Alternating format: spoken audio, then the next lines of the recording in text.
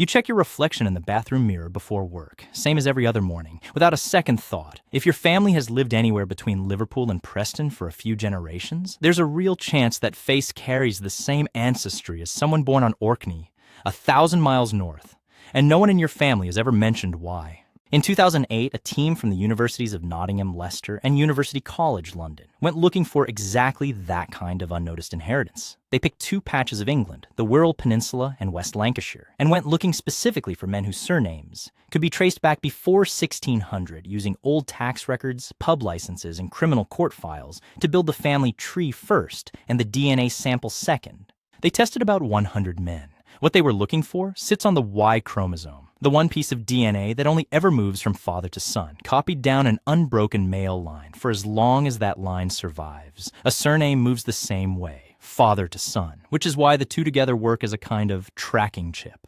The result, men in these communities carry up to 50% male Norse origin, the same level of Scandinavian ancestry found today in Orkney, an island chain that spent 600 years as a Norse earldom. This sits closer than a museum case. If your family tree touches this ground, it's running inside you right now, in a cell, doing nothing more dramatic than dividing. Somewhere in Wirral tonight, a man with that marker in his blood is loading a dishwasher or picking his kid up from football, having no idea any of this is true.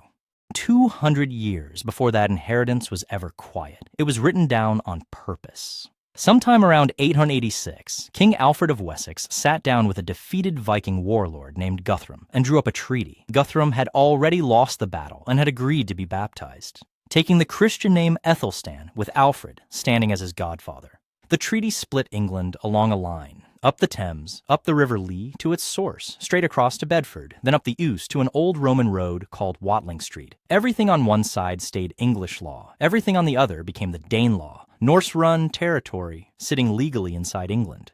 The part that matters is buried in the treaty's second clause, the one that sets the price of a human life. And it set the same fine whether the victim was English or Danish. For a nobleman, that meant 8 half-marks of refined gold. For an ordinary free farmer, it meant 200 shillings. No matter which side of the line his family came from.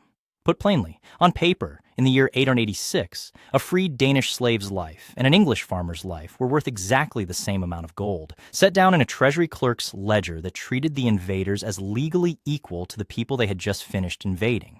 One of the men who grew up on the Danish side of that ledger was called Kohl'svane, an Old Norse name meaning something like cold, dark warrior. In 1066, the year the Normans invaded, Kohl'svane barely owned anything. Records show him holding 4 small plots of land at a place called Barlings. And even that was only through his nephew.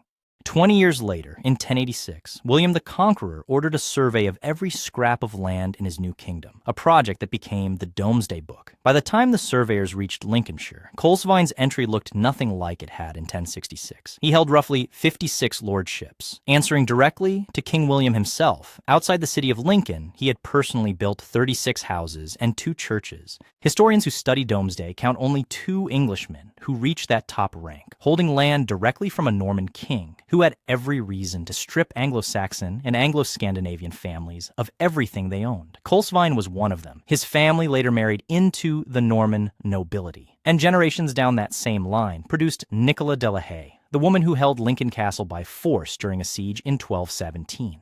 A man with a Norse name came out the other side of the Norman Conquest, holding 56 lordships and building churches with his own money.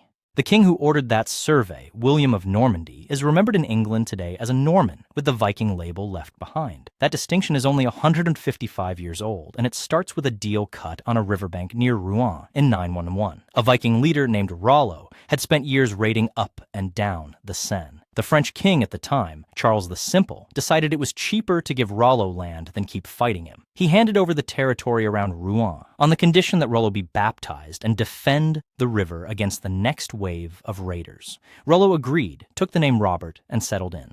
What happened next took about 2 generations, something like 60 years. Rollo's descendants came to speak the local Romance dialect that would become French, the Old Norse of their grandfathers gone from daily use. They took up Frankish law. They married into Frankish families. They built their armies and their government the Frankish way.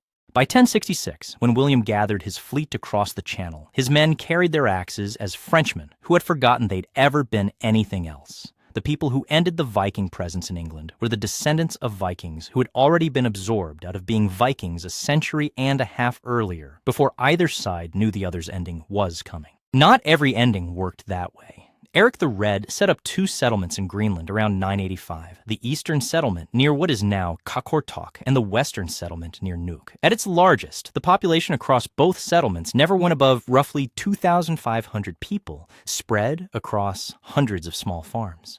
They held on for over 400 years. The last written record from the colony is a wedding held at a church in Valsey in 1408. By around 1450, as far as archaeologists can tell, the settlements were simply empty. In 2021, a team of researchers went looking for what happened to those people the same way the Wirral study had gone looking for Norse ancestry in England. They analyzed DNA from 3,972 living Greenlanders and compared it against thousands of Europeans across 14 countries.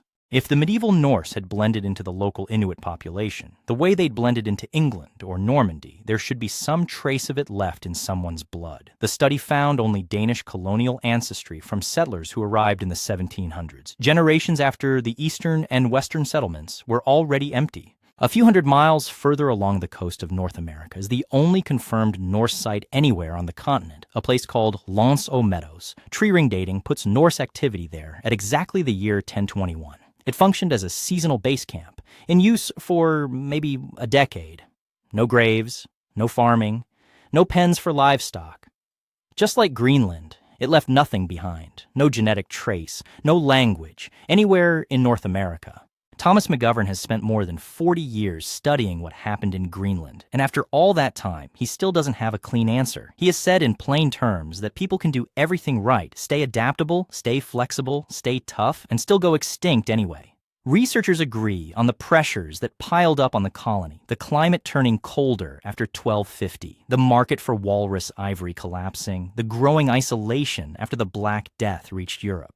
Nobody agrees on what that pressure actually did to the last people standing in those farmhouses. The same continent that absorbed a Viking bloodline into Lincolnshire Lordships and Wirral surnames also, a few hundred miles further north, let one disappear completely. Both things are true. Neither one explains the other. Which means the real question isn't why the Vikings stopped. It's which kind of stopping you're standing on top of. In Greenland, stopping meant a few thousand people vanishing so completely that a study of nearly 4,000 living descendants can't find a single trace of them. In England, stopping meant a Norse warlord's men getting the same price on their lives as English farmers by 886. A man with 4 small plots of land ended up with 56 lordships and 2 churches he paid for himself.